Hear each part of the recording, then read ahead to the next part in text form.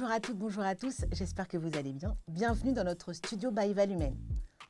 En juin dernier, je vous annonçais que Valumen avait choisi de soutenir, d'accompagner une personnalité qui allait effectivement nous faire vivre des aventures humaines exceptionnelles.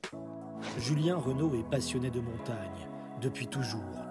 Atteindre les sommets, toujours plus haut, un challenge permanent pour cet entrepreneur aventurier qui ne manque pas d'assurance. Je suis sûre que vous avez dû le suivre et que vous avez dû même vous aérer avec ces 2 derniers challenges. C'est avec Quentin Vedel, directeur de mission à Valumen Atlantique, que Julien décide d'atteindre le Mont Blanc. Une grande première pour Quentin.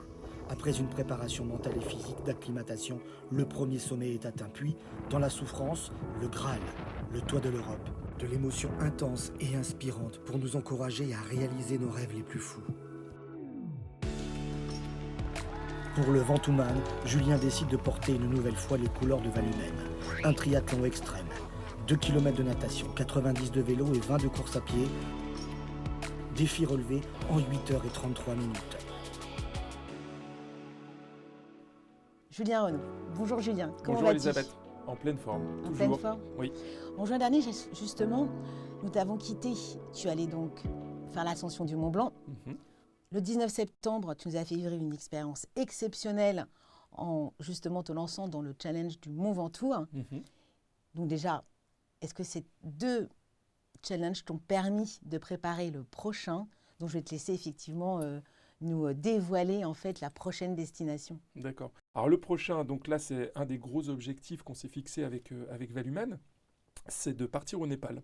Voilà, Voilà, donc là c'est c'est dire. le gros truc. Donc là on va partir au Népal le 11 octobre, donc avec 2 compagnons de cordée, donc mon beau-frère et une autre personne qu'on ne connaît pas, puisqu'on peut avoir une cordée complémentaire.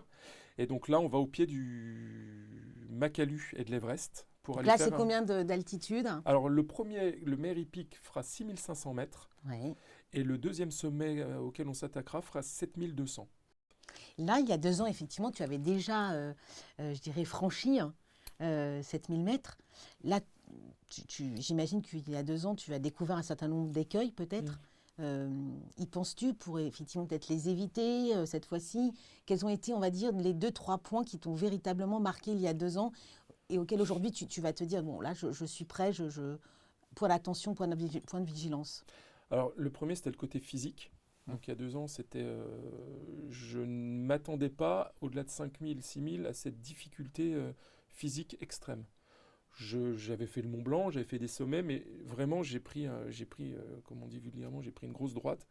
Donc là, je suis beaucoup plus prêt physiquement. Je m'étais préparé psychologiquement, mais 3 semaines, c'était déjà long. Donc là, je l'avais dit la dernière fois, je travaille beaucoup l'auto-hypnose, donc là je travaille beaucoup plus le psychologique, où tous les jours en ce moment je me mets des images positives, je gorge mon cerveau droit des bonheurs de ma femme, de mes enfants, vraiment pour avoir un gros bagage affect. Et puis non, c'est vraiment les 2 écueils. Après, le reste, je dirais que c'était un sommet pas simple, mais par rapport au Népal où ce qu'on va faire, il y avait moins de technique, on était sur un sommet sec, donc il y avait très peu de glace. Donc là, le truc, c'est qu'il va falloir vraiment que je retravaille mes gammes pendant toute la phase d'approche pour être au top. Et puis surtout, l'écueil, mais là, on ne l'aura pas, c'est l'acclimatation. Là, j'ai le physique, j'ai le mental, et l'acclimatation, de manière, on repart tous de zéro. Donc là, il va falloir vraiment gérer tranquillement et pas se précipiter. Oui, tranquillement, finalement. Oui. Vous allez faire étape par étape. Oui. D'accord. Et là, les derniers 2-3 points, là, les points auxquels tu dois je sais pas, tu dois peut-être repartir voir le médecin ou finir peut-être ta trousse de médicaments. Là, qu'est-ce qu'il reste à faire là dans les quelques semaines qui arrivent? Alors tu sais que j'aime bien te faire rire, Elisabeth, on est complices là-dessus.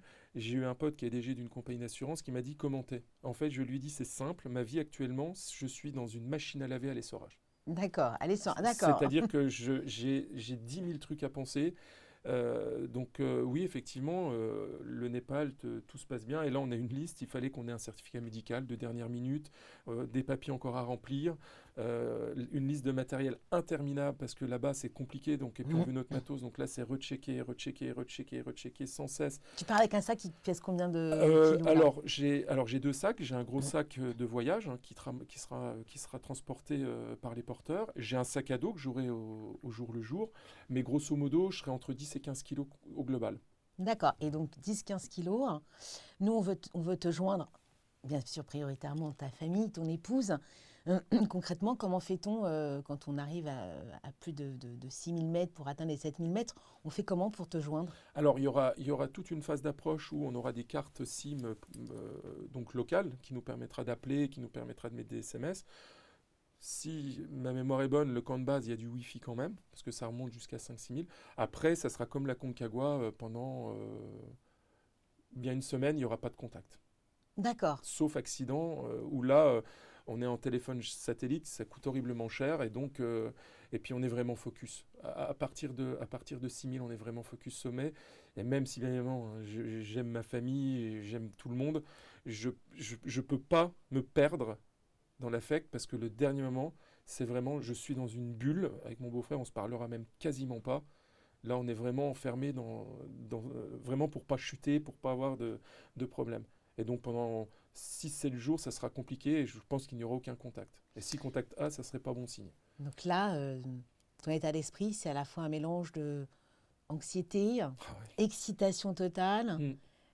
Enfin, quels sont Ah bah t'as résumé, anxiété, excitation, stress, parce qu'il faut que j'organise quand même mes boîtes, là, donc je donne toutes les instructions, j'ai encore 5 jours, en plus c'est la période la plus prolixe en matière d'assurance. Et puis voilà, je veux profiter de tout, mais une journée à 24 heures, donc hier j'ai eu ma fille qui est venue dîner, elle va revenir la semaine prochaine, on refait un dernier tour de piste, et puis je pense que une fois que je serai dans l'avion, je serai apaisé. Mon beau-frère, c'est pareil, il m'a dit au début je stressais pas, et lui c'est pareil, là pourtant c'est un montagnard, et là, on est vraiment tout se mélange de nos têtes, mais c'est exceptionnel. La faculté humaine de gérer autant de choses en même temps, même au-delà du physique, là, mentalement, on arrive à repousser des limites. Déjà, actuellement, c'est impressionnant. Merci Julien, merci infiniment d'être venu jusqu'à nous au studio by Valumène. Merci beaucoup, Elisabeth, de m'avoir reçu. C'est toujours un grand plaisir, tu le sais, de venir te voir et de venir dans les studios by Valumène.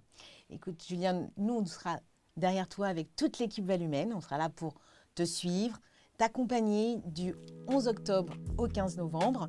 Mais venez aussi tous nous rejoindre, très très nombreux sur notre page LinkedIn. À très bientôt.